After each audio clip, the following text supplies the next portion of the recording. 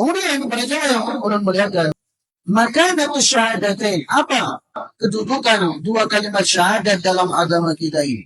Kata beliau, asy-syahadatani huma ruknul awwal min arkanil Islam.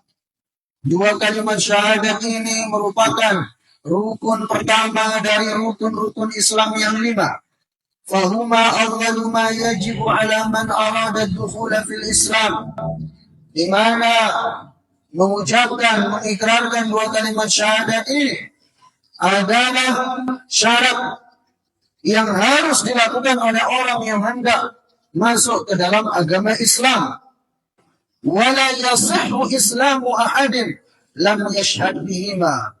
Maka tidak sah keislaman seseorang apabila dia enggan untuk bersaksi dengan keduanya.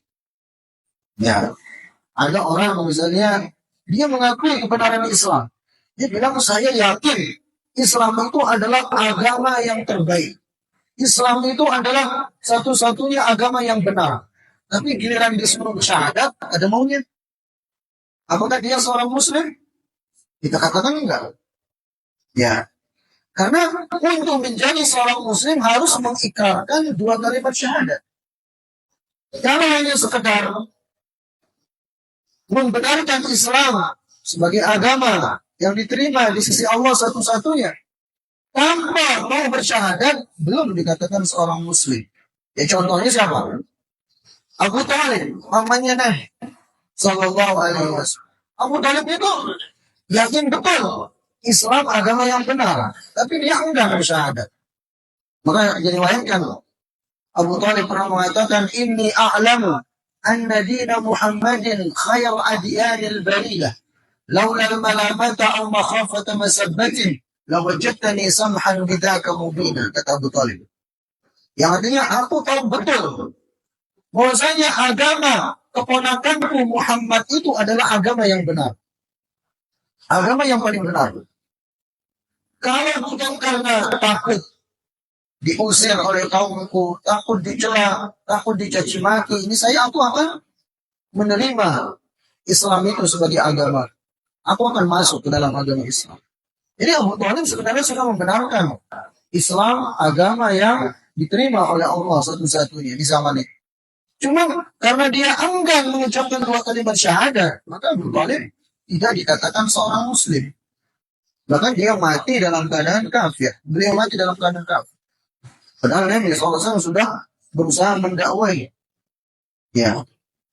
Bahkan ketika Abu Talib meninggal, Rasulullah SAW dilarang untuk memintakan ampun kepada Abu Talib karena mati dalam keadaan kafir. Nah, jadi itu dalil yang menunjukkan kepada kita orang yang hendak masuk ke dalam agama Islam, syarat utamanya adalah mengikrarkan, mengucapkan dua kalimat syahadat. Kalau dia mampu mengucapkannya, tapi kalau dia misalnya orang yang apa istilahnya yang nggak mampu berbicara, orang bisu ya, orang bisu. Ya, kayak apa dia bersyahadat? Ya dengan caranya dia. Hukum asalnya harus diucapkan. Tapi kalau orangnya bisu, nggak mampu, nggak bisa berkata-kata, ya nggak bisa mengatakan sesuatu, ya dia bersyahadatnya dengan isyarat yang dia mampu lakukan. Kemudian yang kedua, kedudukan dari kedua kalimat syahadat, bahwasanya la yaqbalullahu amala ahadin min salatin aw zakatin aw hajjin aw ghairiha min a'malil birr hatta yantiqa bisyahadatain. Bahwasanya seorang tidak akan pernah diterima amal soleh, kebaikan yang dia lakukan apapun itu, jika dia belum mengucapkan dua kalimat syahadat. Ini yang beberapa kali kita sampaikan.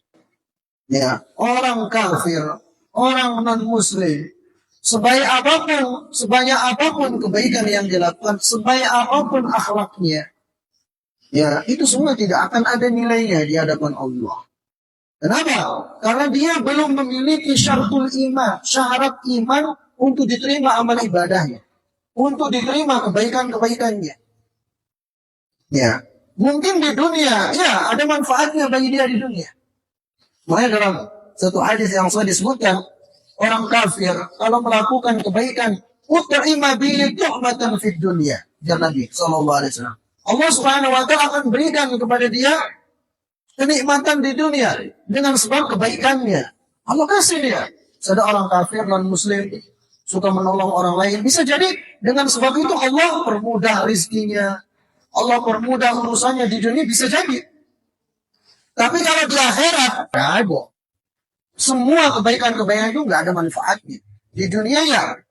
Tapi kalau di akhirat, kebaikan-kebaikannya itu semua akan dijadikan seperti debu yang bertebaran, yang tidak ada nilainya di sisi Allah. Sebagaimana firman Allah dalam surah Al-Furqan, وَقَدِمْنَا إِلَى مَا عَمِلُوا مِنْ عَمَلٍ فَجَعَلْنَاهُ هَبَاءً مَنْثُورًا. Dan kami terima apa yang mereka lakukan dari amal soleh, kemudian kami jadikan seperti debu yang bertebaran, yang tidak ada manfaatnya. Begitu. Kenapa? Karena syarat dasar diterimanya amal soleh itu adalah iman, adalah berislam, adalah mengucapkan dua kalimat syahadat. Begitu.